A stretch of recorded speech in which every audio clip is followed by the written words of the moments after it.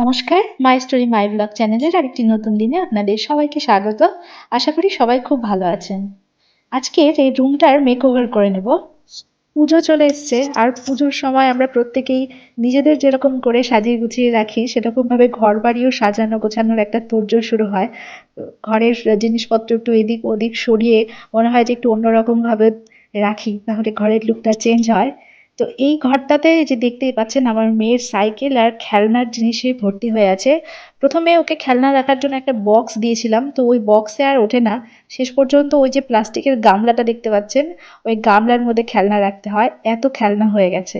তো এই জায়গাটা, ঘরের এই পোর্শনটা একদম কোনো জিনিসপত্র রাখা হয় না। তো এটাকে আমরা ভবিষ্যতে মেয়ের স্টাডি রুম বা মিউজিক রুম হিসেবে রাখবো ভেবেছি, কিন্তু এখন তো ছোট, ওই জন্য আলাদা করে স্টাডি রুম আর করা হয় না, ওই বেডরুমে বসে বসেই পড়ে। তো ভবিষ্যতে যাই করি না কেন, আজকে এটার একটু লুকটা চেঞ্জ করে নিই, চলুন পুজোর সামনে। তো কিভাবে কি করছি সেটা দেখুন আর পাশে থাকুন। প্রথমে আমি এই যে জিনিসগুলো আছে এগুলো মেয়েকেও বললাম, খেলনাগুলো সব সরিয়ে নিচ্ছি তুলে তুলে নিয়ে, কারণ জায়গাটা তো সবার প্রথমে ফাঁকা করতে হবে। আর এই খেলনাপাতি রাখার জন্য সত্যি একটা বড় জায়গা লাগে। তো আপাতত আমি অন্য একটা ঘরে চোখের নিচে ওই খেলনার জিনিসপত্র রেখে দিয়েছি, তারপরে জায়গাটা মুছে নিই। কারণ নতুন করে যখন মেকওভার করব, প্রথমে মুছে নেওয়া দরকার, পরিষ্কার পরিচ্ছন্ন করে নেওয়া দরকার। আমার যে সমস্ত বন্ধুরা আমার ভিডিওগুলো দেখছেন এবং নতুন নতুন সাবস্ক্রাইব করছেন, তো তাদেরকে অসংখ্য ধন্যবাদ আমাকে এভাবে সাপোর্ট করার জন্য। আর আজকের ভিডিওটি যারা নতুন দেখবেন তাদের রিকোয়েস্ট করব, যদি ভালো লাগে তাহলে আমাকে সাবস্ক্রাইব করে এগিয়ে যেতে সাহায্য করবেন ইউটিউব জার্নিতে। তো এখানে মোছা হয়ে গেল মেঝেটা, আর এখানে আমি কার্পেট পেতে দিচ্ছি, মানে এই শতরঞ্জিগুলো। তার কারণ আমার কাছে এক্সট্রা কোনো ম্যাট্রেস নেই, আর তোষক যেগুলো আছে সেগুলো তো খাটে আর চৌকির উপরেই বেছানো আছে, তো এক্সট্রা যেহেতু নেই ওই জন্য এই যে দুটো বড় বড় মোটা মোটা যে কার্পেটগুলো থাকে এগুলোই বিছিয়ে নিচ্ছি। রুমটা ডেকোরেট করার পরে আমার মেয়ের খুব পছন্দ হয়েছে। ও এখন থেকে এই ঘরে পড়াশোনা করবে বলছে, গান বাজনা এই ঘরেই করবে।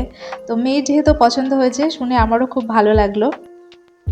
তো এটা আমি চারদিকে একদম সমানভাবে দুটো কার্পেট পেতে নিচ্ছি, যাতে কোনো জায়গায় উঁচু নিচু না হয়ে থাকে আর সমান হয়ে থাকে, সেদিকটা খেয়াল রাখতে হবে। তবে আমার ক্ষেত্রে ম্যাট্রেস না বিছিয়ে এই শতরঞ্জি পেতে নেওয়াটাই ভালো হয়েছে, কারণ ফ্লোরটা তো মাঝে মাঝে মুছে নিতে হবে, তখন এটাকে আবার চট করে উঠিয়ে নিয়ে মুছে নেওয়া যাবে।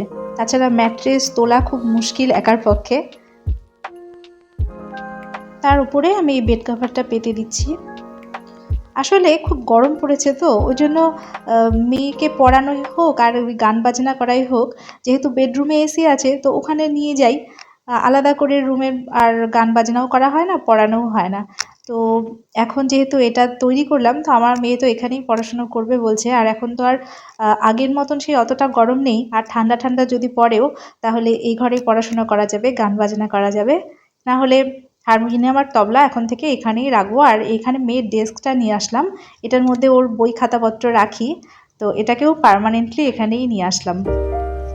তবে দেখা যাক লুকটা শেষ পর্যন্ত কেমন আসে। যদি ভালো লাগে আর আপনাদের ভালো কমেন্ট পাই তাহলে এটাকে এখানেই রাখবো। ফ্যানের হাওয়াতে পর্দাগুলো খুব ডিস্টার্ব করছে, উড়ে উড়ে আসছে, তাই ওগুলোকে বেঁধে দিলাম। আর এখানে দেখুন, এটা কার্ডবোর্ডের দুটো বক্স, ওগুলো দিয়ে আমি স্টুল মতন করলাম এখানে কিছু জিনিস রাখার জন্য। আর উপরে যে কভারটা দেখছেন সেটা কিন্তু এই আমি যে জামাটা পরে আছি সেই জামার কাপড়েরই একটা অংশ। তো এই জিনিসগুলো আমি ফেলে দিই না, ভাবি কখনো না কখনো কাজে লাগিয়ে দেবো, আর আজকে এরকমভাবে একটা কভার হিসাবে কাজে লাগিয়েও দিলাম।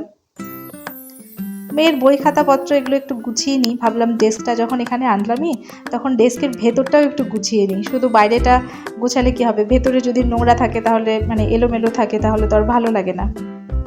আমি ইউটিউবেই একসময় দেখেছি, দেখতাম খুব সুন্দর করে ওরা রুমের মেকওভার করে আর খুব সুন্দর জিনিস উপকরণগুলো ব্যবহার করে, কিন্তু আমার কাছে সেরকম কোনো ফার্নিচার, সুন্দর স্টুল সেরকম কিছু নেই। ওই জন্য আমি আমার কাছে যা আছে নিজের হাতে তৈরি করা ডেকোরেশন, তো সেগুলো দিয়েই আজকের ঘরটাকে সাজিয়ে নিচ্ছি। তবে নিজের মনের যদি সৌন্দর্য থাকে না, সেটাকে যদি তুলে ধরা যায় সুন্দর করে, তাহলে ওই দামি জিনিস দিয়ে দরকার হয় না যা দামি জিনিসের, কারণ দামি জিনিস ঘরে থেকেও এগুলোকে যদি সুন্দরভাবে ডেকোরেট করে না রাখা যায় তাহলে তার মানে থাকে না।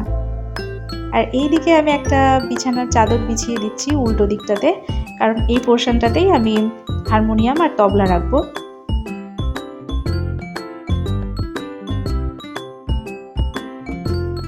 তাছাড়াও নিজে যখন একা একা সময় কাটাই তখন সবসময় কিন্তু ওই বেডের উপরে উঠে বসতে ভালো লাগে না, মনে হয় যে নিচে যদি একটু বসে গল্পের বইটই পড়া যেত তাহলে আরও ভালো লাগতো। তো সেক্ষেত্রে আজকে আমার মনের আশাটা একটু পূরণ করে নিলাম, আর হারমোনিয়ামটাও এখানে নিয়ে আসলাম, এখানে তবলাটাও পাশে রেখে দেবো।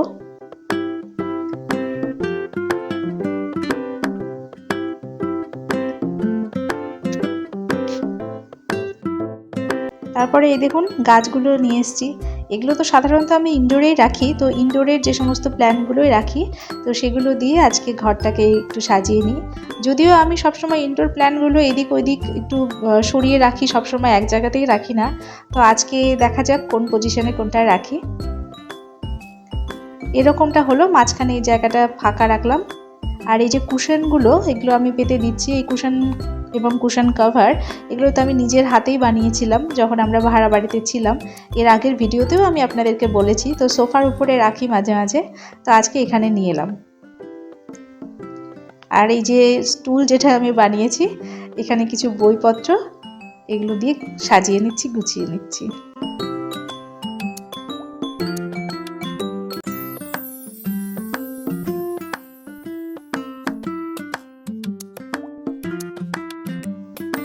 প্ল্যান্টার না থাকলে বা একটু সবুজ গাছপালা না থাকলে সেই ঘরের ডেকোরেশন অসম্পূর্ণ থাকে।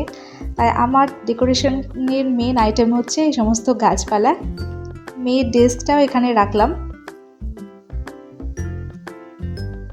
আর এই ডেস্কের ওপরে এটা তো রাখি, আমার মেয়ে এনেই রেখে গেল, এটা যখন বাইরে ছিল তখনও এটা রাখতাম, আর এই ঘরে আনার পরও এই মানি প্ল্যান্টটা এটার মধ্যে রেখে দিলাম। আর মানি প্ল্যান্টের কাটিংগুলো তো আমি এই ভাঙা কাপটাতেই বসিয়েছিলাম।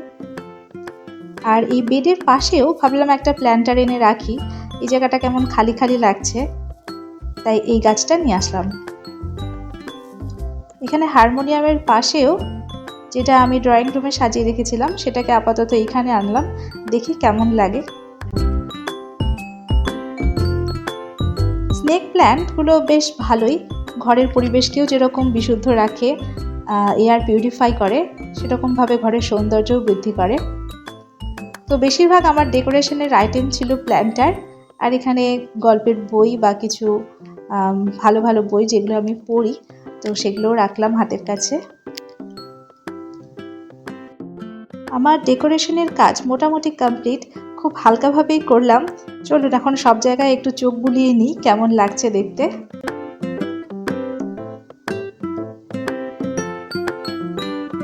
এখানে বেডের পাশে দুটো প্ল্যান্টার রেখেছি, আর উল্টো দিকের পাশে বই, আর যে স্টুলটা বানিয়েছি তার উপরে আর একটা প্ল্যান্টার, একটা লাইটিং হয় ওই জিনিসটা রেখেছি, রাতের বেলা ওটা জ্বালালে ভালো লাগবে। আর এই কুশনগুলো রাখলাম, আর এই সাইডটা অপোজিট সাইডে হারমোনিয়াম তবলা রেখেছি, তার ডান সাইডে সামনাসামনিতে ওই ডেস্কটা রেখেছি, আর বিভিন্ন রকম প্ল্যান্টার দিয়ে একটু সাজিয়ে নেওয়ার চেষ্টা করেছি। আর টেডি বিয়ারগুলো যেখানে ছিল সেখানেই রেখে দিলাম। আর ডেকোরেশনটা কেমন লাগলো সেটা কিন্তু কমেন্টে জানাবেন। দেখার জন্য ধন্যবাদ।